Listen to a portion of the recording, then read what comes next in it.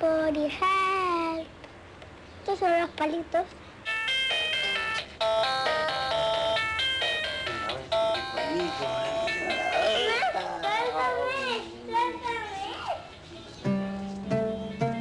Me llamo Javier Abu Omar, Javier, el papá de Omar.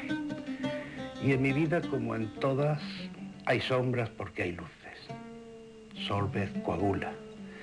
¿Cómo habría de sustraerme a la inexorable ley de todos los alquimistas? Disuelve y cuaja, muere para vivir. Mi primer contacto con la alquimia fue cuando tenía 15 años. Mi madre tenía un libro, un bestseller de la época, que se llamaba El retorno de los brujos, y en él se hablaba de Fulcanelli, de un libro de un alquimista, que era El misterio de las catedrales, y enseguida que lo compré me dediqué a beberlo. Evidentemente al principio yo no entendía nada, pero había algo en aquel libro que me fascinaba. Algo que decía que aquello tenía que ver conmigo, tenía que ver con mi vida.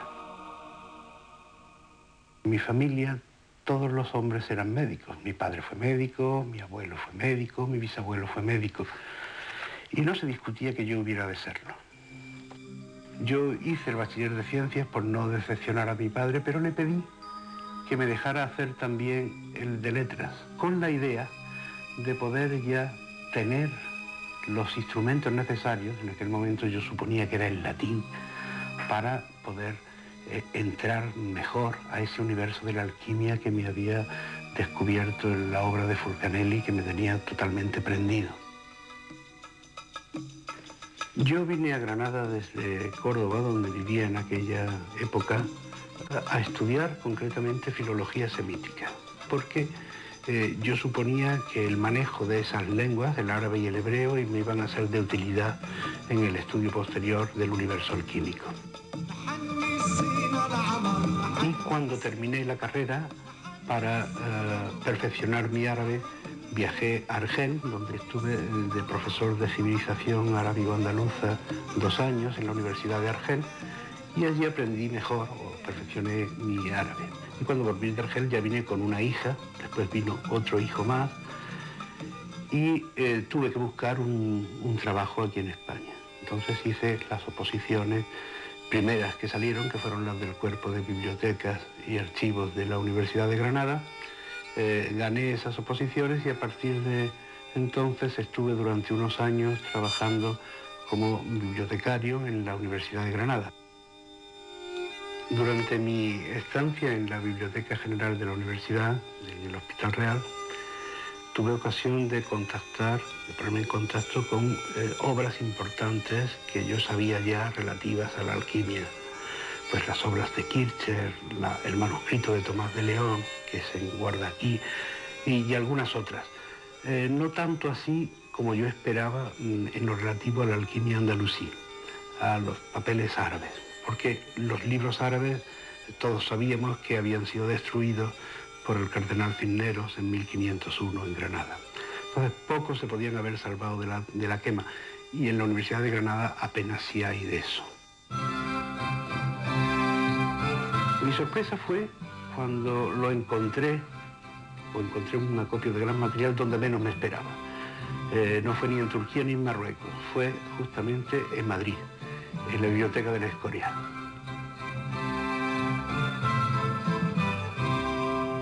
En Al-Ándalus se dan las dos corrientes de las ciencias de la salud que se habían dado en la antigüedad. La médica, la de los persas, y la química, la de los egipcios. Sin embargo, por razones históricas, es la química la que se hace oficial, sin que eso suponga una persecución de la otra. De hecho, se dan las dos. En Al-Ándalus tiene éxito, por tanto, y brilla en el mundo entero la medicina alquímica, podríamos llamar la medicina que después se llamaría espagírica. En el entorno de la Medina, de la Alhambra, la ciudad de la Alhambra, que era una ciudad diferente a la ciudad de Granada, están los jardines o el palacio del Generalife, el jardín del conocimiento. que se construyó justamente para meditar en el conocimiento, para llegar a los estados más altos del alma contemplando la belleza. Tiene partes el Generalife con su significado hermético, pero tal vez la más importante de todas sea esta subida en terrazas, similar a los jardines colgantes de Babilonia, desde donde se baja en disolución por la escalera del agua. Ese era el final de la meditación que podía hacerse paseando por los jardines del Generalife y admirando, lógicamente, no solo la arquitectura, que en la Alhambra es lo más importante, sino la otra arquitectura más sutil, la arquitectura del agua y de las flores.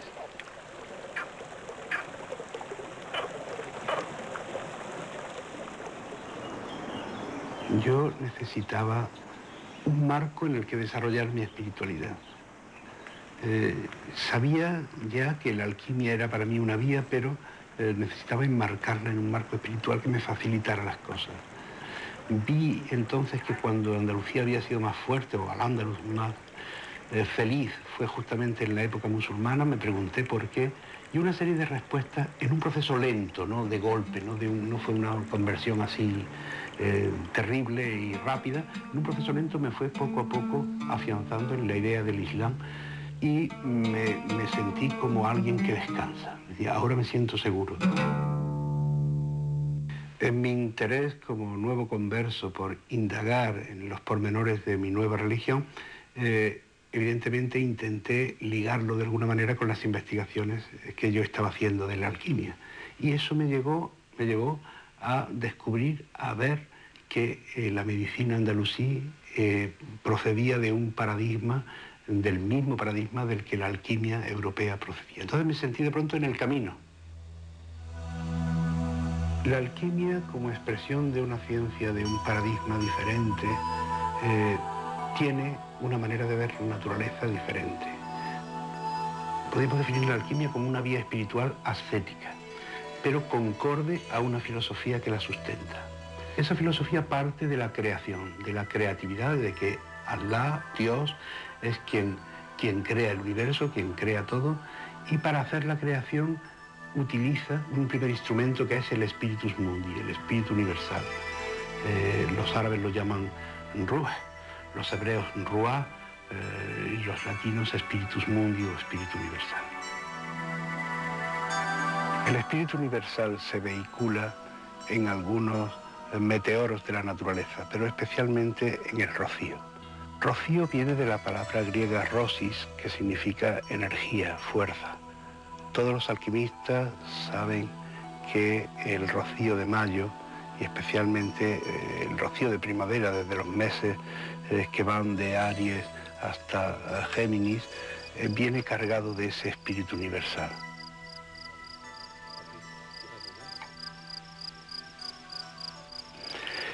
Los alquimistas vamos de una forma muy similar a como se hacía en la antigüedad a recoger esos llantos de la aurora de la siguiente manera.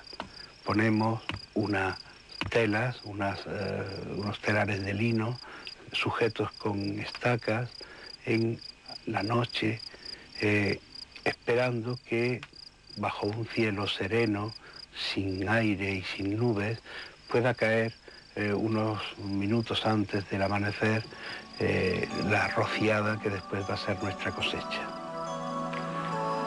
Los dejamos puestos y más tarde, unas horas más tarde, antes siempre de que salga el sol, puesto que los rayos del sol atraerían hacia sí el espíritu universal y harían inútil nuestro rocío, los volvemos a recoger y los exprimimos.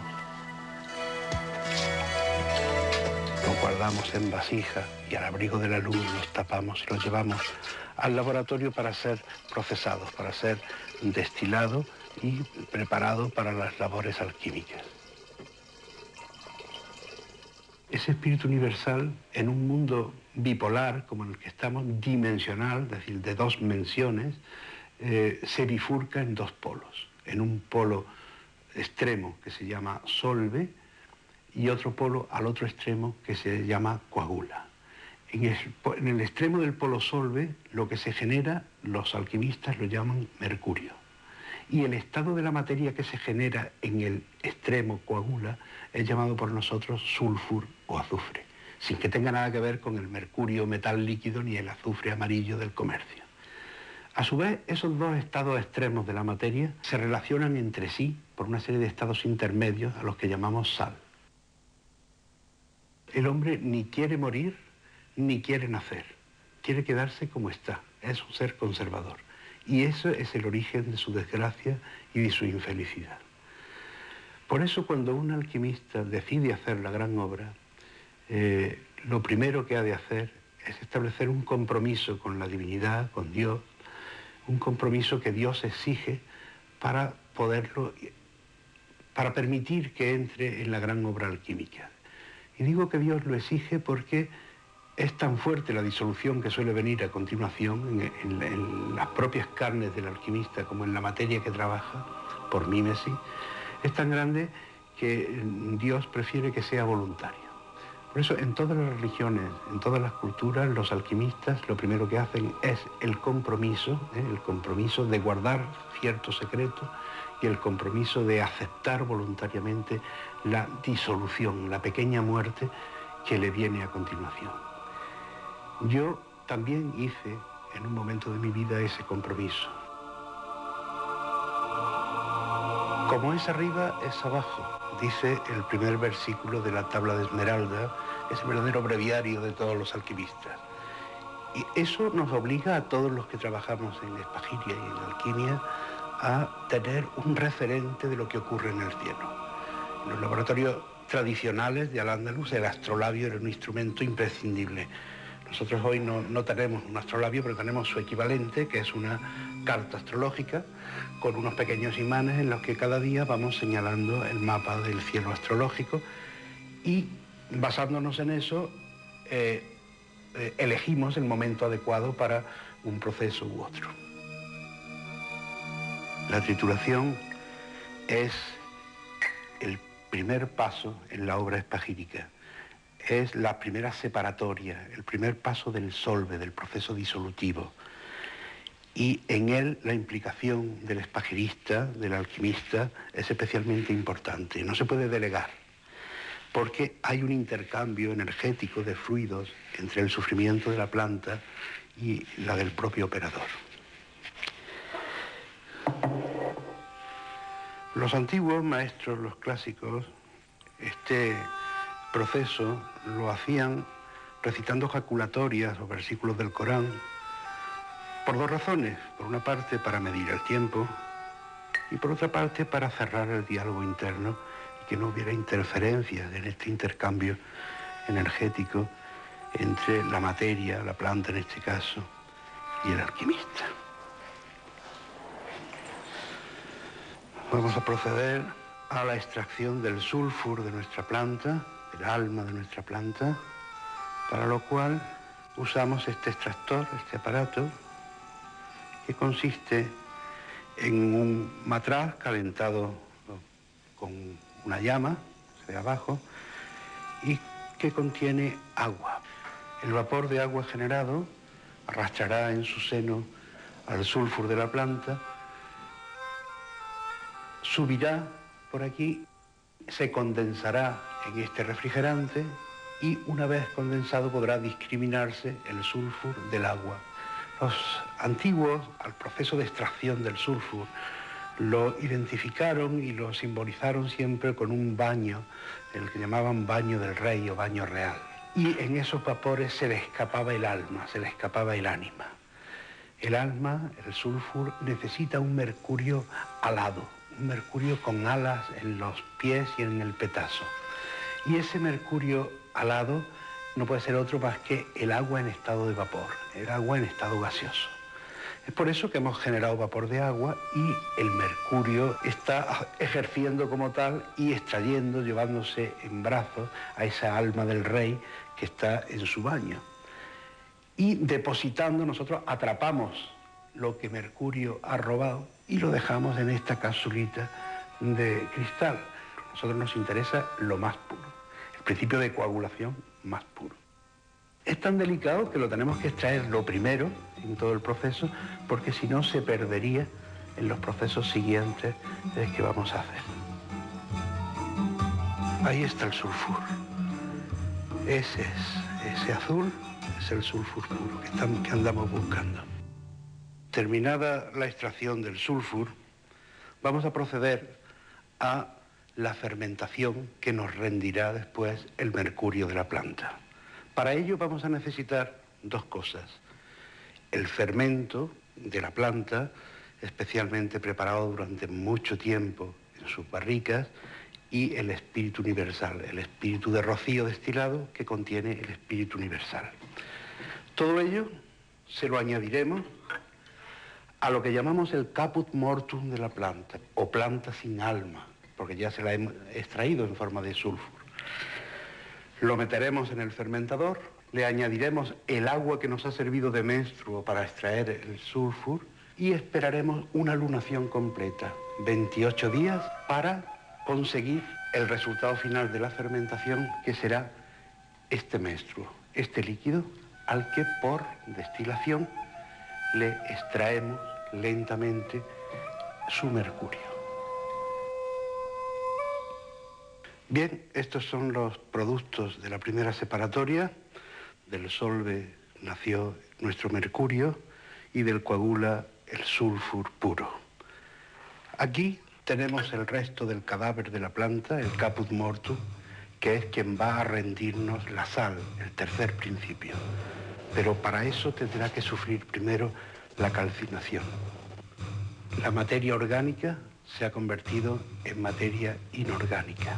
Y ahora tenemos los tres principios buscados: la sal, el mercurio y el sulfur. Comenzaba entonces mi proceso de disolución, mi separatoria. Yo era consciente de ese proceso, pero no podía hacer partícipe a nadie, tenía que sufrirlo en soledad. La primera separatoria que me vino, que sufrí, como es lógico, era la del sulfur y el mercurio. Mi mercurio y mi sulfur se separaron bruscamente, puesto que sufrí un divorcio. Los cuatro elementos, el fuego, la tierra, el agua y el aire, que eran la familia que yo había construido, también se disolvieron, también se separaron. Tras la separatoria del sulfur y el mercurio y la sal, de los tres principios, sometemos nuestro compuesto, nuestro menstruo, a una destilación fraccionada, en la que van a separarse los cuatro elementos clásicos. El elemento fuego, representado por este signo, pero previamente se separó la fracción correspondiente al elemento aire y posteriormente se destilará la fracción del elemento agua, y lo que al final quede en la cocúrbita o matraz será el representante del elemento tierra. Para que la cosa fuera más patente todavía y recordara la calcinación de la propia sal infecta que yo había tenido hasta el momento, mi casa sufrió un incendio con bomberos y con toda la parafernalia que eso supone, y me quedé sin muebles y sin nada, y apenas con la casa. Me encontraba tan desnudo, tan sin nada, tan disperso, que no sabía qué hacer ni dónde estar. Entonces empezó la última etapa de mi disolución para pedir a Dios por mi recristalización. Y ese fue mi viaje, mi peregrinación a la Meca. Los alquimistas dicen siempre, los textos antiguos, que un alquimista debe al menos peregrinar una vez en la vida. Unos lo hacían los cristianos a Santiago, los musulmanes a la Meca, y en fin, cada uno a su sitio. Entonces yo comprendí cuál era para mí el sentido de la peregrinación. En definitiva era nada, allí era el ser anónimo, la criatura delante del Creador, lo demás no importaba. Lo que yo sentí en aquel momento en la peregrinación a la Meca fue terrible, porque aparte de el esfuerzo físico que suponía con aquel sol y aquel calor hacer aquellas caminatas y aquellas cosas, aparte de eso yo notaba físicamente como costras caían de mí, como si como debe ser algo parecido a lo que sienten las serpientes cuando cambian la camisa.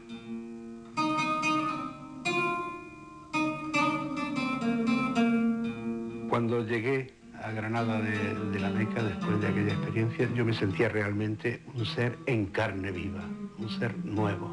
y presto a empezar una nueva etapa, que era la etapa coagula. Yo me sentía sulfur puro, era un sulfur que acababa de ser purificado por esa peregrinación, y al muy poco tiempo después encontré el mercurio puro que necesitaba para formar la sal.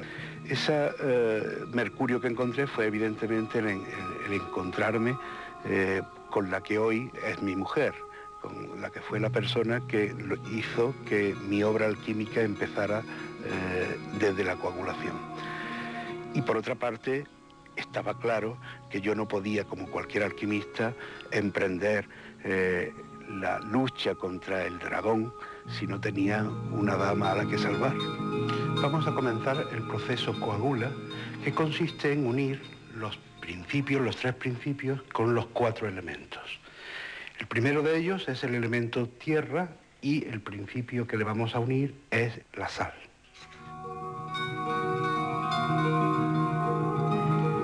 El mercurio lo vamos a poner sobre el elemento agua. El sulfur lo vamos a poner sobre el principio fuego. Y por último, sobre el aire, tenemos que insuflar mi propio aliento, a imitación del Creador. Es una inspiración que dura lo que dura una ejaculatoria que se va recitando de forma mental.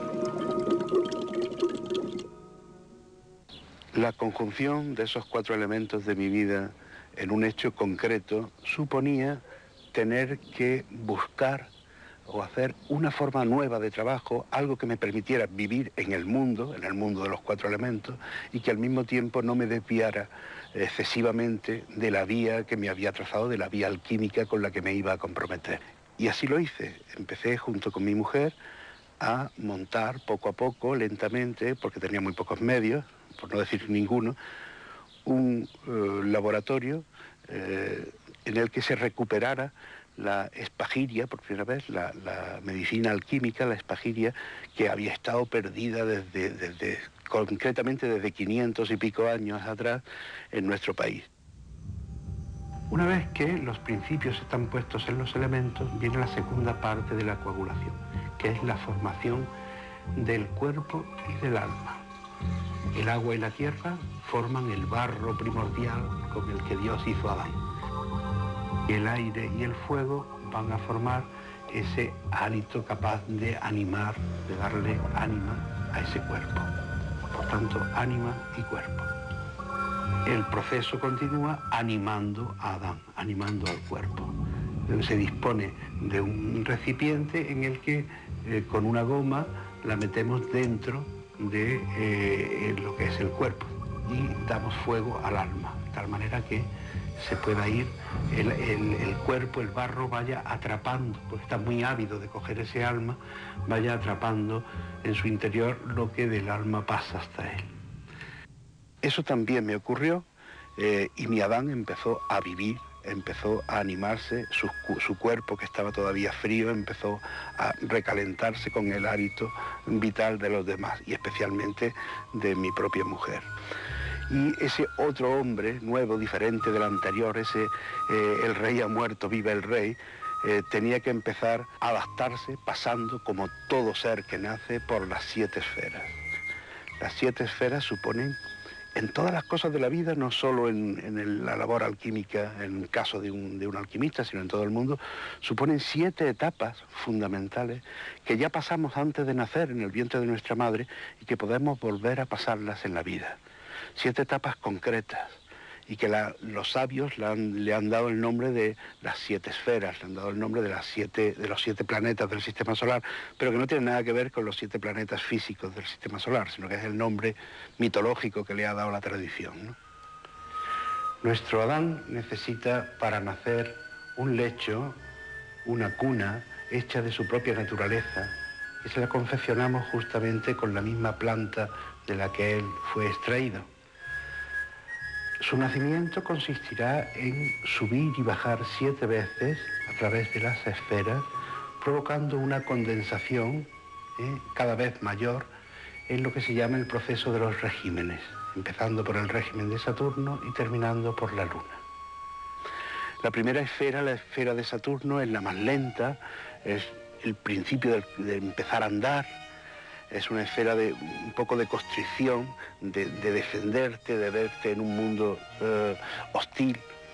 La segunda etapa la reconoces, es otra morada, como hablan los místicos, como habla Santa Teresa. La segunda etapa es la de Júpiter, la etapa jovial, como se dice su propio adjetivo, es una etapa expansiva, una etapa de abrirse a los demás, una etapa de expandirse y mucho más agradable, ¿no? Después viene una etapa de Marte, que es una etapa marcial, una etapa más agresiva, donde el guerrero afila su espada, porque entiende que también en esa nueva vida tiene que defenderse. Después viene la etapa del Sol, en donde se marca el ritmo, de la vida, donde las cosas se ponen en su orden y el concierto es concierto y no desconcierto. Después vendrá la etapa de Venus, donde se tomará conciencia de la importancia de el amor y la generación, es decir, el dejar tu semilla. Más tarde vendrá la de Mercurio, que será la etapa de comunicación, cuando tomarás conciencia de que lo que has hecho y lo que eres, para que tenga valor, tiene que ser comunicado a los demás. Y por último vendrá la etapa de la Luna, que es la que te dará a la Tierra, que te dotará de las defensas suficientes y de la inteligencia suficiente para poder sobrevivir en ese mundo al que estás acercándote. Y después, como todo nacimiento, vendrá un parto, casi siempre doloroso, pero al fin y al cabo con el gozo después. Nosotros tenemos siempre la costumbre de cuando nace un niño, lo primero que hacemos es cogerlo en brazos y ponerle un dátil en la boca para que lo chupe y para que vea que en la vida, a pesar del dolor del parto, hay cosas dulces y merece la pena vivir. Todas estas etapas que las sufre cada persona pues, cuando nace, antes de nacer, en mi caso y en el caso de casi todos los alquimistas, de una forma voluntaria, no involuntaria como en el caso del nacimiento, las volvemos a recrear, las volvemos a tener en vida, como si viviéramos dos vidas en una, u otra vida más, como si matáramos al de antes y renaciéramos como el fénix de nuestras propias cenizas.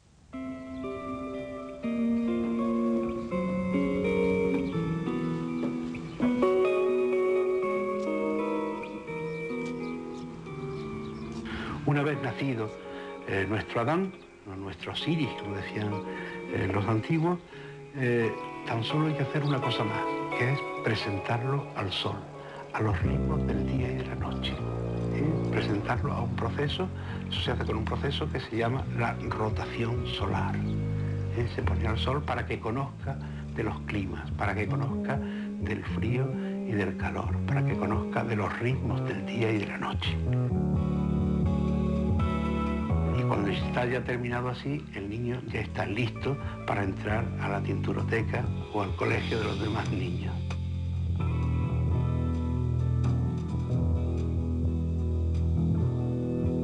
Cuando una persona sufre un mal, lo primero que hace es preguntarse el por qué. ¿Por qué yo? Eso lo pone directamente en conexión con su yo, con su intimidad más pura, ¿no? Y a partir de ahí empiezan a nacer respuestas. Las propias pequeñas experiencias, y no solo de enfermedades físicas, ¿no?, sino también de estados de ánimo, de enfermedades anímicas, como son estados oscuros y estados depresivos del alma, llegan a veces a que tú generes los remedios después para que a otras personas no lo sufran tanto.